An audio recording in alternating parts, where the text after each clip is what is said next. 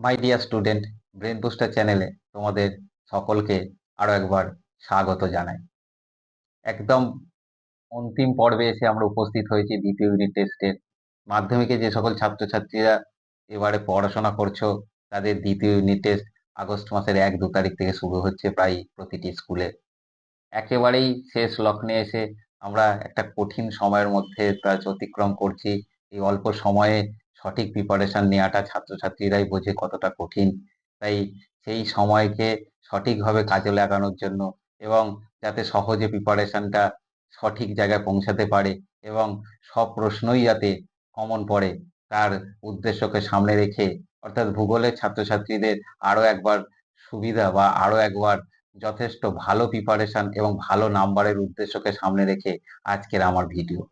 দশম শ্রেণীর ছাত্রছাত্রীরা এবারে যে সেকেন্ড ইউনিটে যে সকল চ্যাপ্টারগুলো তোমাদের থাকছে বেশিরভাগ স্কুলে, সেগুলোর মধ্যে আছে বাড়িমণ্ডল, বায়ুমণ্ডল, কৃষি এবং শিল্প। এই 4টে চ্যাপ্টারকেই সামনে রেখে বেশিরভাগ স্কুলে সেকেন্ড ইউনিট পরীক্ষা হচ্ছে। তাই এই সেকেন্ড ইউনিটে যে চ্যাপ্টারগুলো আছে যথেষ্ট ভাস্টলি এবং যথেষ্ট তা হচ্ছে অধিক প্রশ্নের সম্ভার নিয়েই আছে। তাই এখান থেকে কোন প্রশ্নটি আসবে কোন প্রশ্নটি আসবে না, ছাত্রছাত্রীরাও যথেষ্ট বিচলিত অবস্থায় আছে। তাদের এই দুশ্চিন্তা মুক্তের উদ্দেশ্যকে সামনে রেখেই আজকের আমার এই ভিডিওর উদ্দেশ্য, যাতে করে খুব অল্প সময়ে এবং সব প্রশ্নই প্রায় কমন পড়ে, সেই উদ্দেশ্যকে সামনে রেখেই আজকের আমি এই 4টে চ্যাপ্টার থেকেই টোটাল 2 নাম্বার, 3 নাম্বার এবং 5 নাম্বার কটি প্রশ্ন, কি কি প্রশ্ন করে গেলে তারা মোটামুটি সব প্রশ্নই উত্তর লিখতে পারবে, তার ব্যবস্থা আজকের এই ভিডিওর মধ্যে থেকে করছি। এই ভিডিওটাকে ভালো করে লক্ষ্য রেখো, সম্পূর্ণ ভিডিওটাকে দেখো, তার আগে স্কিপ করো না। এবং তাহলে কিন্তু যে কোনো প্রশ্ন বাদ চলে গেলে ওটাই হয়তো তোমার পরীক্ষায় পড়বে, তখন কিন্তু তুমি বিপদে পড়বে। তাই প্রত্যেকটা প্রশ্ন সঠিকভাবে লক্ষ্য রাখো এবং ভালো করে এই প্রশ্নের উত্তরগুলো করে পরীক্ষার হলে যাও। আশা করি এই প্রশ্নের থেকেই তোমাদের বিভিন্ন স্কুলে কমন পড়বে।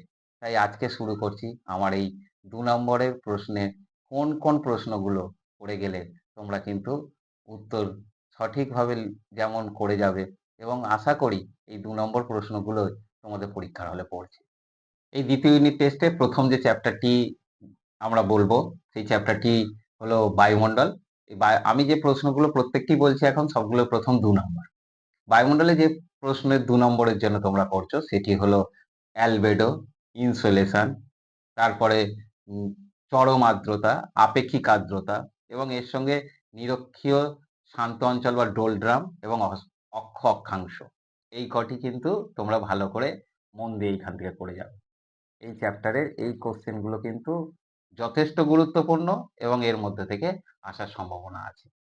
পরের চ্যাপ্টার বাড়িমণ্ডল থেকে যেটা করতে হচ্ছে সেটি হলো, প্রথমে যেটা তোমরা করছো সেটা হচ্ছে শৈবাল সাগর, তারপরে যেটা করছো তোমরা বান ডাকা, তারপরে হিমপ্রাচীর, হিমশৈল, হিমপ্রাচীর অথবা হিমশৈল, বান ডাকা, শৈবাল সাগর, এ কটাই করছো, তার সঙ্গে সিজিকিটা একটু দেখে যাও। এই কটি হচ্ছে 2 নম্বরে এই চ্যাপ্টারের জন্য।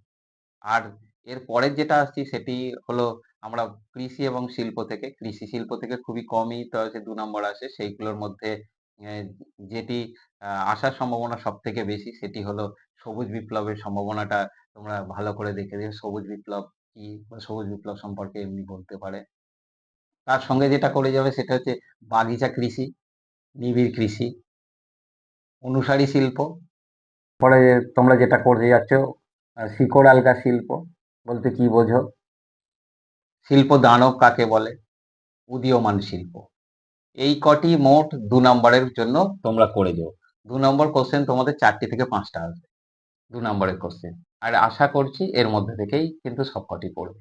খুব গুরুত্ব দিয়ে 2 নম্বর প্রশ্নগুলো কিন্তু লিখতে হবে এবং খুব বিস্তৃত আকারে নয়, 2-3টে সেন্টেন্সের মধ্যে সুন্দরভাবে গুছিয়ে কিন্তু লিখে দেবে। তার ফলেই কিন্তু টু দি পয়েন্ট অ্যান্সার হবে এবং যথেষ্ট ভালো মার্কস আসবে। 3 নম্বরের প্রশ্ন 2টি বা 3টি আসবে। এই 3 নম্বরের 2-3টি প্রশ্নের জন্য আমরা যেগুলো করবো সেগুলো হলো বায়ু চাপের তারতম্যের কারণ, বায়ু প্রবাহের কারণ, স্থলবায়ু সমুদ্রবায়ুর পার্থক্য, ক্যাটাবেটিক, অ্যানাবেটিক, ক্যাটাবেটিক বায়ু প্রবাহ এবং অ্যানাবেটিক বায়ু প্রবাহের পার্থক্য। তাহলে তোমরা কি কি করছো? পার্থক্য দুটো রাখছো প্রথম চ্যাপ্টার থেকে, তাহলে একটা হচ্ছে স্থলবায়ু সমুদ্রবায়ুর পার্থক্য, ক্যাটাবেটিক অ্যানাবেটিক বায়ু পার্থক্যটা রাখছো। আর যেগুলো রাখতে চাইছো সেটা হচ্ছে বায়ু প্রবাহের কারণ আর বায়ু চাপের তারতম্যের কারণ। এই কটিকে ভালো করে রেখে দিও। আর একটা আসে কখনো কখনো, সেটা হচ্ছে গ্রিন হাউস এফেক্ট। এই কটি প্রথম চ্যাপ্টার থেকে খুবই গুরুত্বপূর্ণ। পরের চ্যাপ্টারে যেটা থাকবে সেটা হচ্ছে মগ্ন চড়াগুলিতে মৎস্যচারণ ক্ষেত্র গড়ে উঠেছে কেন, এটি খুব ইম্পর্টেন্ট একটা কোশ্চেন। এবং ভরা কোটাল মরা কোটালের পার্থক্য, বান ডাকাতি, এইটি দেখে যাচ্ছ তোমরা।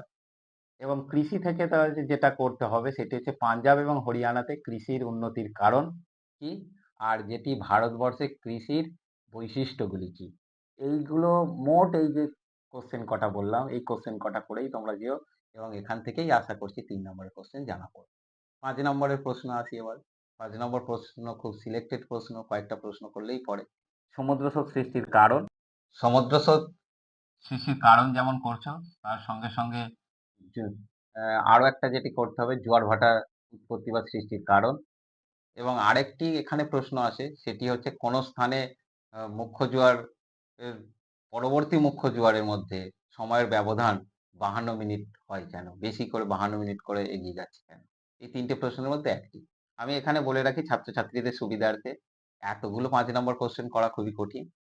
যাদের যে চ্যাপ্টারটা স্ট্রং মনে হবে, যদি তোমার বায়ুমণ্ডলটা ভালো লাগে তাহলে বায়ুমণ্ডল ওই 4টে কোশ্চেনের মধ্যে একটা পড়ছে। যদি তোমার বাড়িমণ্ডলটা ভালো লাগে, বাড়িমণ্ডলে তাহলে এই 3টে কোশ্চেনের মধ্যে একটি পড়ছে। তাই তোমাদের সুবিধার্থে তোমরা নিজেদের মতো করে নেবে, এতগুলো 5 নম্বর কোশ্চেন করার দরকার। এর মধ্যে যে কোনো একটি চ্যাপ্টারকে জোর দিয়ে কোশ্চেনগুলো করে নেবে। এরপরে যে 5 নম্বর কোশ্চেন করতে হবে সেটি কৃষি থেকে। কৃষির যেটা আছে সেটা হচ্ছে অনুকূল পরিবেশ। এই অনুকূল পরিবেশের মধ্যে আমি 4টে বলছি, সাধারণত 3টের উপরে বেশি জোর দিতে হবে। একটা হলো চা, একটা কার্পাস, একটা গম। এদের অনুকূল পরিবেশ বর্ণনা করো।